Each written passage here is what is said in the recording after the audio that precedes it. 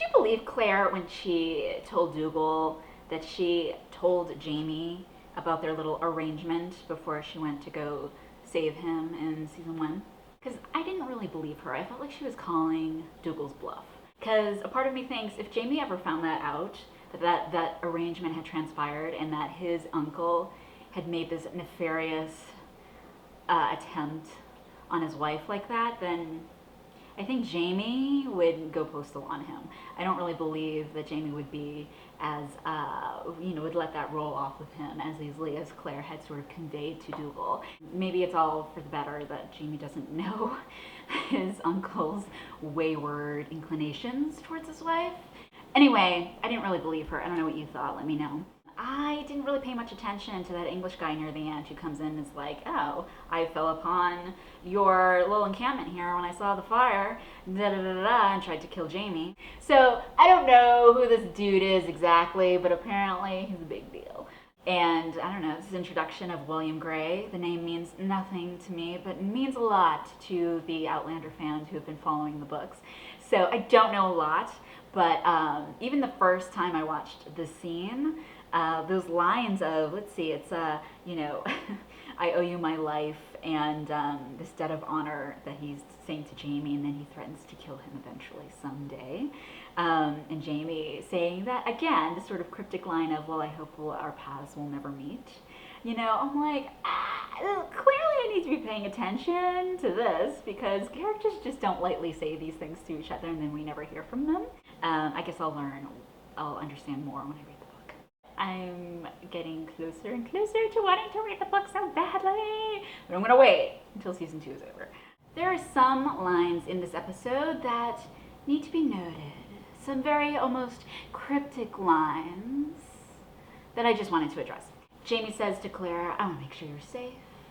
She says, I don't want to be alone and helpless. And Jamie says to her, well, whatever happens, you'll never be alone again.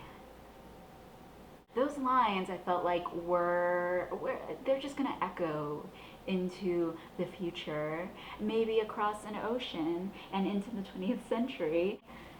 Just sort of funny, interesting that they would say all these things to each other.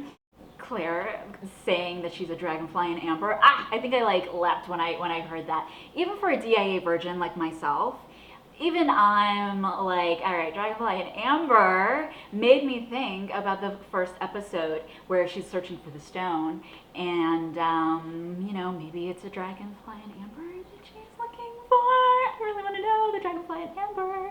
She mentions it being in sort of like that frozen state, but I'm like, I think there's more to this Dragonfly in Amber.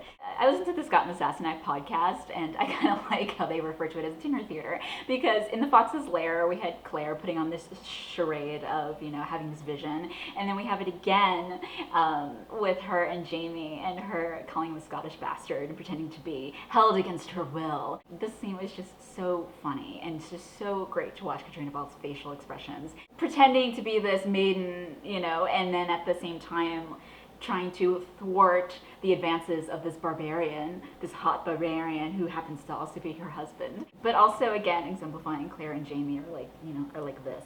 And when she just starts play acting into whatever role she has to be at the moment, Jamie kind of falls with her.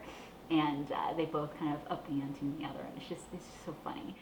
Dougal's patriotism is called into question thanks to Claire. She's so condescending when she tells him about what narcissism is. She kind of has the upper hand in this scene, right? She's kind of telling him off, and then he sort of turns it around, and he's like, you know what? I would die for my country. She's sticking it to him, and he's sticking it to her.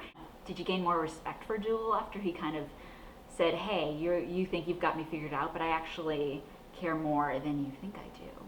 Check me out on the interwebs. It's the Outlander.com, the urbanoutlander.com, hello, and Facebook and Twitter, and happy to always talk about the show and, the books, but don't spoil it for me. Thank you again, and see you next time.